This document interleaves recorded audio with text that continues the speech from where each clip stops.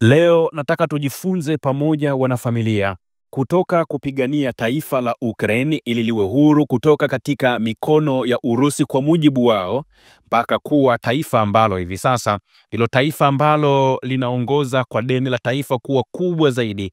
Deni la taifa ambalo linawafanya wa Ukraine wawaze usiku kucha wanawezaje kuchomoka katika mtego huu ambao waliingia, wakidhani wanakwenda kupigania uhuru wa taifa lao, wakidhani wanakwenda kupigania uhuru wa ardhi yao, kumbe wanapigana ili kuwaridhisha wachache ambao wameamua kujinufaisha kwa mgongo na kivuli cha kupambana vita dhidi ya Urusi. Leo nimewaandalia hapa makala safi kabisa ambayo inaangazia namna ambavyo deni la taifa la Ukraine linatisha, namna ambavyo wa Ukraine wamekuwa ni watu wanaobagazwa. Haieleweki ni lini watakuja kwa uhuru dhidi ya udhalimu ambao unafanywa chini ya Rais Volodymyr Zelensky.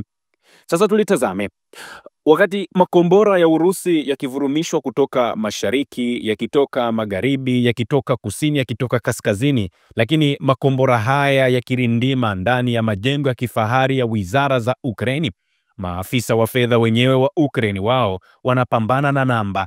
Sio namba za kuhesabu ni risasi ngapi zimeipiga Ukraine, ni makombora mangapi yamevurumisha Ukraine, ni droni ngapi zimeimaliza Ukraine, bali wao wanahangaika na kuhesabu namba za madeni. Hii ni hadithi, hii ni simulizi ambayo ilituambia kwamba hili ni taifa linalopigania uhai wake kwa risasi, lakini sasa tunaona ni taifa ambalo linapigania uhai wake si tu kwa risasi, bali wanapigania uhai wao kwa kuwa na namna ambavyo wanafikiri wanaweza wakalipa madeni.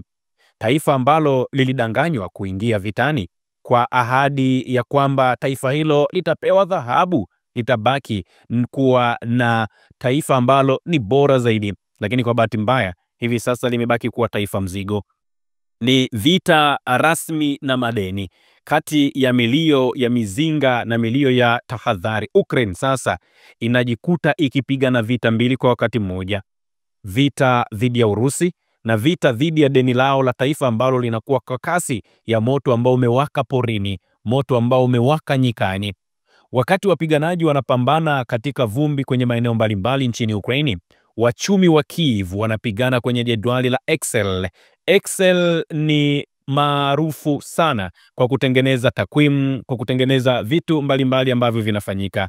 Lakini sasa tunaona Ukraine inapigana vita vyake, wanajaribu kubadili maumivu kuwa matumaini, lakini namba siku zote hazijawahi kudanganya. Deni la taifa la Ukraine kwa hivi sasa, mtazamaji, limefikia hairini trilioni 8, sawa na dola bilioni 191 za Marekani. Hiyo ni zaidi ya mara mbili ya bajeti ya taifa hilo kabla ya kuanza kwa vita. Kwa mujibu wa chama cha European Solidarity, wameelezea wazi kuwa hali hii ni bomoa ya kifedha. Wanaonya kwamba malipo ya riba pekee yanaweza kumeza zaidi ya dola bilioni 90 kutoka katika hazina ya taifa katika miaka michache ijayo. Hii sijaizungumza mimi, ni kwa mujibu wa European Solidarity. Kwa maneno mengine, hata kama risasi Ukraine zitasimama leo, vita ya deni itabaki na itachukua miaka 35 kulipwa kikamilifu. Hii ni moja kati ya kitu ambacho ni hatari zaidi. Lakini hapa swali la msingi linalobaki na ule msemo ambao unaturudia upya ni ule wa nani atamfunga paka kengere. Nadhani wengi mlisoma wakati mpo darasa la pili, darasa la tatu huko, mlisoma kitabu kinasema nani atamfunga paka kengere. Kila mfadhili sasa analalamika. Ukitazama Ukraine, wanalalamika kuwa misaada yao inapotelea gizani. Ukiwatazama Ujerumani, wanalalamika kuwa Ukraine imekuwa shimo lisilo na mwisho. Lakini Umoja wa Mataifa nao wanazungumzia matumizi yasiyokuwa na uwazi ya fedha ambazo wanazipeleka. Lakini hakuna mwenye ujasiri wa kusema ukweli hadharani kwamba vita hii imemezwa na siasa za mataifa makubwa, huku Ukraine ikibaki kuwa majaribio ya maabara ya kivita. Ukraine imebaki kuwa majaribio ya droni, Ukraine imebaki kuwa majaribio ya makombora, Ukraine imebaki kuwa majaribio ya silaha mpya na silaha kuukuu. Lakini kama haitoshi, Ukraine imebaki kuwa dampo la kutupa zile silaha zote ambazo zilikuwa zimekaa hazina kazi katika mataifa mbalimbali, hususan mataifa ya Ulaya ya Magharibi. Mfano hai ni Marekani yenyewe. Tangu mwaka 2022 wao wamejinadi wanatoa misaada ambayo imekaribia dola bilioni 170 ikijumuisha silaha, fedha na msaada wa kibinadamu. Lakini kwa sasa sauti za upinzani zinazotoka Washington nyingi zinasikika zikisema tumewekeza katika kivuli. Wakati huo huo, Umoja wa Ulaya nao unahangaika kuendeleza mfuko wa Ukraine wenye thamani ya euro bilioni 50, huku nchi kama Hungary chini ya bwana Viktor Orban zenyewe zikikataa kabisa kuchangia. Orban aliwahi kusikika akisema kwa kejeli, hii siyo vita ya Hungary, si jukumu letu kubeba mzigo wa wengine. Alizungumza bwana Viktor Orban. Nalo shirika la fedha duniani linalalamika. Kwa mujibu wa shirika la fedha duniani IMF, deni la umma la Ukraine linatarajiwa kufikia 110% ya pato la taifa, yani GDP, ifikapo mwaka 2026, jambo ambalo linaashiria taifa lililo ndani ya hali ya upungufu wa kudumu na ni taifa ambalo kwa hivi sasa haliwezi likajisimamia. Hilo ni shirika la fedha duniani linalalamika. Hata baada ya marekebisho ya madeni ya Eurobond yenye thamani ya dola bilioni 20.5, deni bado linaendelea kuongezeka. Hii ni kama mgonjwa ambaye anapata damu ya bandia ili aishi kwa muda kidogo, lakini maradhi yanazidi kuenea. Kati ya mwaka 2025 hadi mwaka 2028, Ukraine itahitaji wastani wa dola bilioni 53 kila mwaka kufidia pengo la bajeti bila kujumuisha mahitaji ya kijeshi. Kwa mujibu wa jarida la The Economist ambalo linadili na masuala ya kiuchumi, linakadiria kuwa katika kipindi cha miaka 4 ijayo, taifa hilo la Ukraine litahitaji zaidi ya dola bilioni 400 ili kuendelea kuishi bila hata kufikiria kushinda vita. Misaada ya magharibi sasa imekuwa kama mtandao wa mikopo yenye masharti ya kisiasa. Fedha zinakuja lakini hazikai mikononi mwa wananchi. Zinapitia kwenye akaunti za makampuni ya silaha, benki za mataifa mbalimbali na benki za kimataifa na taasisi za kifedha ambazo zinanufaika zaidi kuliko Ukraine yenyewe. Hapa naomba niweze kufafanulia kidogo. Mikataba mingi sana ya silaha ambayo Ukraine inanunua makombora kutoka Marekani kwa pesa ambayo imekopwa kutoka IMF, pesa hiyo yenyewe inarudi Marekani tena kupitia makampuni ya ulinzi. Ni mzunguko wa uchumi wa kivita unaonufaisha wachache huku watoto wa Ukraine wakilala gizani bila umeme. Yaani hapa naomba nifafanue vizuri. Ukisikia Ukraine wanasema wanadaiwa takribani pengine dola bilioni 150 sio wamepata mkopo kutoka Marekani au msaada kutoka Marekani, sio kwamba walipokea fedha cash. Hapana. Ila Marekani anachokifanya, anakuja na kuambia nitakupa milioni $100, lakini hizo milioni $100 unatakiwa kuhakikisha kama unataka kuagiza silaha ni lazima uagize kwenye makampuni ya Marekani. Kama unataka kuwapata walinzi ni lazima watoke nchini Marekani. Kama unahitaji kupata mafundi ambao wana uwezo wa kuzitumia silaha hizo ni lazima watokane na Marekani.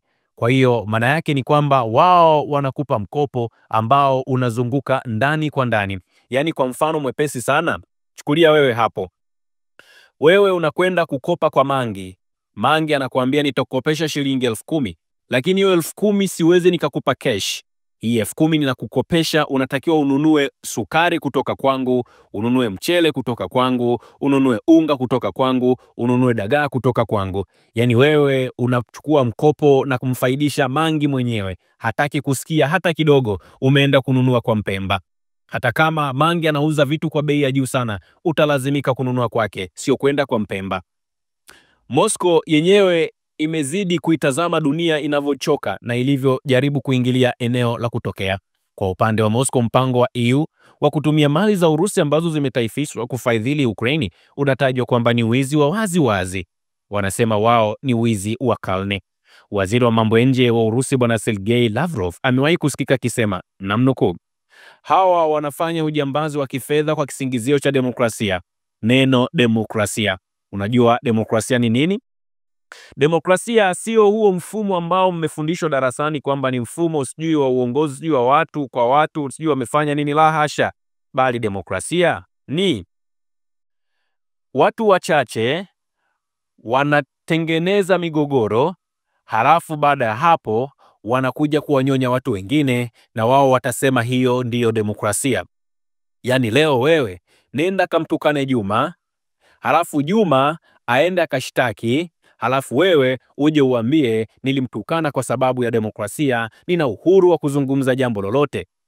Na ukikaa kidogo, watu ambao wanajiita ni watetezi wa haki za binadamu watajitokeza kwenda kumtetea huyo Juma aliyemtukana Hamisi kwa kisingizio au kwa kivuli cha neno demokrasia. Kwa hiyo kwa kifupi ni kwamba demokrasia ilivyo ni kwamba kitu kidogo cha wachache kinachukuliwa na wachache, halafu wale wachache wanagombanishwa na hawa wadogo, halafu wakishagombanishwa wale wachache wanachukua zile rasilimali ambazo zilikuwa zinagombaniwa na watu wengi. Hiyo ndiyo maana ya demokrasia. Kwa hiyo kwa maana moja ama nyingine ni kwamba wachambuzi wa magharibi na wenyewe wanakiri kwamba demokrasia imevuruga uaminifu wa kifedha wa nchi za Ulaya. Je, dunia iko tayari katika hili? Leo hii Ukraine sio uwanja tu wa vita, bali ni mfano wa kisasa wa taifa ambalo linatumika kama kipimo cha nguvu za mataifa makubwa. Huu ndio ukweli. Marekani wanapima nguvu zao kupitia Ukraine. Urusi wanapima nguvu zao kupitia Ukraine. Mtaniuliza kwa nini? Urusi ametengeneza makombora mengi. Alitengeneza kombora la Oleshnik, ametengeneza kombora la Torpedion, ametengeneza kombora la Buresnik, ametengeneza makombora mengi. Makombora hayo yote yamefanywa majaribio ndani ya kipindi cha miaka mitatu walichoanza operation pale nchini Ukraine. Wametumia pia drone ambazo zimetoka Irani wametumia drone aina ya kamikaze, wamezipeleka Urusi. Zimefanya majaribio nchini Ukraine. Lakini Marekani mwenyewe naye amelifanya taifa la Ukraine kama eneo la majaribio. Kwa sababu gani nasema hivyo? Marekani yeye alichokifanya, amekwenda Israel, amechukua mifumo ya ulinzi wa Israel, ameipeleka Ukraine. Mifumo ameshindwa kufua dafu. Marekani amezichukua zile Patriot ambazo anazitengeneza yeye mwenyewe, akazipitisha katika mataifa mengine kwa hicho kitu mnachokiita demokrasia. Hizo na zenyewe zimeshindwa kufanya kazi. Amejua ni kwa namna gani anatakiwa kujiandaa kukabiliana na Urusi. Wakati mizinga ya Urusi inavyopiga mstari wa mbele, kalamu za benki za dunia zinachola mstari wa mwisho wa uhai wa taifa hili la Ukraine, yani mstari wa deni. Mitaa ya Kiev imejaa wapiganaji waliovunjika moyo. Wengine wanapigana, wengine wanahesabu tu siku. Kwenye meza za serikali namba zinapangwa kwa maumivu, matrilioni hairia ambazo zimetengeneza mlima wa deni ambao hata vizazi vijavyo havitaweza kuupanda. Ukraine, taifa ambalo liliahidiwa uhuru na ustawi, sasa limegeuka taifa la mikopo na machozi. Wengine wanaomba silaha, wengine wanaomba msaada wa chakula, lakini dunia nzima inabaki na swali moja tu. Je, ni nani atamfunga paka kengele? Swali hapa ambalo mtajiuliza, huyu paka ni nani? Paka ni Urusi, paka ni Mchina, paka ni Mkorea Kaskazini, paka ni Irani, paka ni adui yeyote yule ambaye anakwenda kinyume na Marekani. Huyo ndiye paka mwenyewe ambaye tunasema hapa, nani atamfunga paka kengele? Lakini katikati ya deni kubwa la taifa la Ukraini ambalo wa Ukraini wenyewe hawajui wamelipata vipi, rushwa ipo ndani ya kivuli cha misaada. Kwa mujibu wa ripoti za siri kutoka vyombo vya habari vya Ulaya, zinasema kwamba zaidi ya 30% ya misaada ya kifedha kutoka magharibi haijafika kwenye malengo yaliyokusudiwa. Fedha hizi zimeishia kwenye akaunti za maafisa wa serikali, wakandarasi wa kivita wanaosambaza hizi silaha na wafanyabiashara walio karibu na watawala. Takumbuka mfano mmoja ambao umekuwa ukizungumziwa mara kwa mara ni ule wa kandarasi za ununuzi wa silaha ambazo zilitolewa kwa bei ya juu mno. Makampuni ya kifisadi yalilipa fedha kabla hata mizigo kufika nchini Ukraine. Silaha ambazo ziliahidiwa kufika ziliishia kwenye soko la magendo, zingine zikiuzwa katika nchi za Afrika na Mashariki ya Kati, na nyingine ziliuzwa katika ile nyie mnaita ni black market. Ni vita ya siri ya walafi ambao wanatumia kivuli cha uzalendo kujitajirisha. Kama ambavyo iliwahi kuandikwa, Ukraine inatumia pesa za misaada kama risasi za kisiasa, si kwa Urusi bali kwa wapinzani pia waliopo ndani ya taifa hilo la Ukraine. Ndani ya bunge la Verkhovna Rada kumekuwa na mpasuko mkubwa sana. Wabunge wa upinzani hasa kutoka chama cha European Solidarity kinachoongozwa na bwana Petro Poroshenko wanalalamika kuhusu ufisadi wa kifedha ambao unaendelea chini ya kivuli cha vita. Wao wameshtuka mapema. Mmoja ya wabunge akizungumza kwa sharti la kutotajwa jina aliwahi kusema kwa uchungu mkali tunapigana na Urusi kwa bunduki, lakini tunapigana na serikali yetu kwa kalamu. Alizungumza kwa ukali vibaya mno.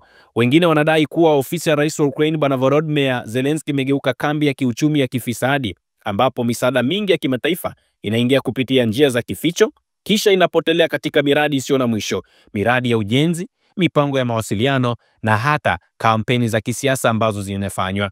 Kwa hivi sasa lazima muelewe, kila dola inayokwenda kutoka magharibi inaenda Ukraine inakuwa kama kisu ambacho kinalikata taifa, kinaligawa vipande. Marekani inataka pesa hizo zitumike kwa ajili ya vifaa vya kijeshi pekee. Umoja wa Ulaya unataka zitumike kufufua huduma za jamii. Shirika la fedha duniani IMF inataka Ukraine ifuate masharti ya mageuzi makali ya kiuchumi kama kuongeza kodi, kupunguza mishahara kwa umma, kuondoa rusuku za nishati. Haya yote yamegeuka kuwa mzigo mkubwa kwa wananchi wa kawaida ambao sasa wanalalamika kwamba vita hii imegeuka vita ya matajiri, ili hali maskini wanabeba gharama hizi zote. Mama mmoja mwenye miaka kama 54 ambaye alinusurika na shambulio mjini Kharkiv alizungumza naye kwa uchungu, akasema, namnukuu, tulidhani vita hii ni kwa ajili ya uhuru, lakini sasa ni kama tumeuzwa. Tunauza damu yetu ili kulipa madeni. Mataifa yaliyokuwa mstari wa mbele kuisaidia Ukraine sasa yamechoka. Nchini Marekani, baadhi ya wabunge wanasema wazi kwamba misaada hii haina mwisho. Uingereza imeanza kupunguza misaada yake ikisema hatuwezi kuokoa nchi ambayo imekataa kujinusuru. Ndani ya Umoja wa Ulaya migawanyiko inazidi kuongezeka. Waziri Mkuu wa Hungary Bwana Viktor Orban, yeye amekuwa sauti ya moja kwa moja bila kificho. Anasema tunasaidia taifa ambalo linazama huku sisi tukianza kupia kuzama. Hii si busara, huu ni upumbavu wa kisasa. Na akasema huu ni upumbavu wa kisiasa. Kauli hiyo imeacha doa kubwa ndani ya Umoja wa Ulaya. Wengine waiona kama ishara ya uhalisia mpya. Ukraine imekuwa mzigo, sio tena kipaumbele cha wale ambao walikuwa wanasema wataisaidia. Kwa upande wa Urusi, hali yoyote ni kama mziki wa ushindi kwao. Urusi wanacheza mziki wa ushindi kimya kimya. Vyombo vya habari vya Urusi vimeanza kuonesha picha za Ukraine kama taifa ambalo limepoteza dira, likiangamizwa na tamaa ya magharibi. Msemaji wa ikulu ya Kremlin Bwana Dmitry Peskov wakati mmoja amewahi kusikika akisema, naomba nimnukuu, Ukraine haitashindwa na silaha, itashindwa na deni. Na kwa hakika dunia inaanza kuona ishara hizo.